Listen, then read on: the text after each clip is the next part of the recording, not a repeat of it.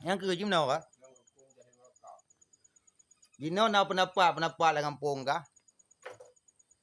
Hanja tasih kerubun katanya matang muda. Alasan ji mantang tak buat maksiat, mantang tinggal semayang. Jadi punya kata si kerubun, hanja le buat maksiat, hanja le tinggal semayang, hanja le kegop, hanja le cot agop. Nyan pendapat, nyan kan pendapat bangai. Nyan pendapat bangai. Padahal ji monyo masalah tinggal semayang ada hana ada si kerubun hanjut. Cot agop ada hana ada semayang, ada hana ada si kerubun cot agop dah hanjut. Kun ke gop dah hanjut.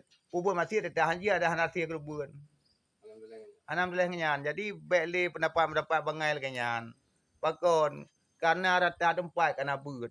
Rata tempat kena dayah. Rata tempat kena tungku. Katanya yang bapak gure baik dah dengar pendapat bagi imang pendapat dawa bunta. Ya hana faedah. Nyan sagai untuk pubatu hanya habis kerubun baganya. Nyan pendapat nyan baik lena dah jadi kampung. Kerap kiamat dunia hari. Ada apa bangai? Yan le kam na pa ina ko nga. Ya. Ai na urang padidro to urat yang balong. Umailong hanak utamang kelompok abi. Karena pegah hanja tasi kerubun yang matang dah buat maksiat. Ada hana tasi kerubun maksiat hanja buat sit. Kanya mana? Alhamdulillah kerubun maksiat ada hana tasi kerubun hanja. Ya, jadi padahal ada rupu faedah si kerubun maka itanya tak potong gure. Baik kalau gaduh tak kun mengapuang gure ke gure.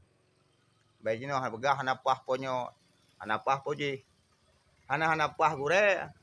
Buat ke semua buat. Kena ke semayang. Pah katanya kadang-kadang udah semayang tan. Yang sopah.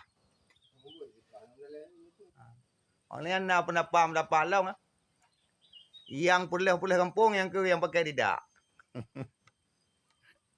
Tak bangar. Lagi wate masa Rasul tinggal. Ya pegah Nabi kagak perlu agama wanyan, agama baru agama.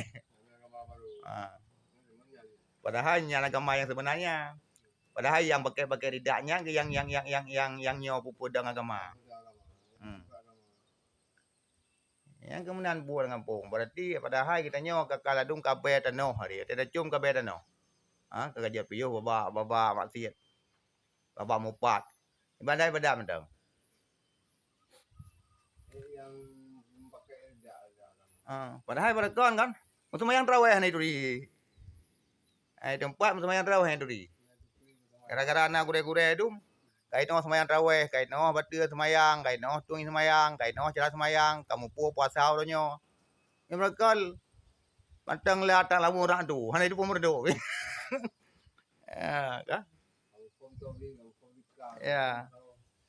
Yang pendapat si jahil, si pendapat yang lagi nyampe nali di kampung. Karak kiamat dunia. Yang kenya yang boleh bergah tentang perkara kerubun hanam daleh kan tia kerubun. Hanam daleh ngan na ta tia kerubun hanje pubuat le masjid. Ada hana ta tia kerubun masjidnya dia hanje pubuat je.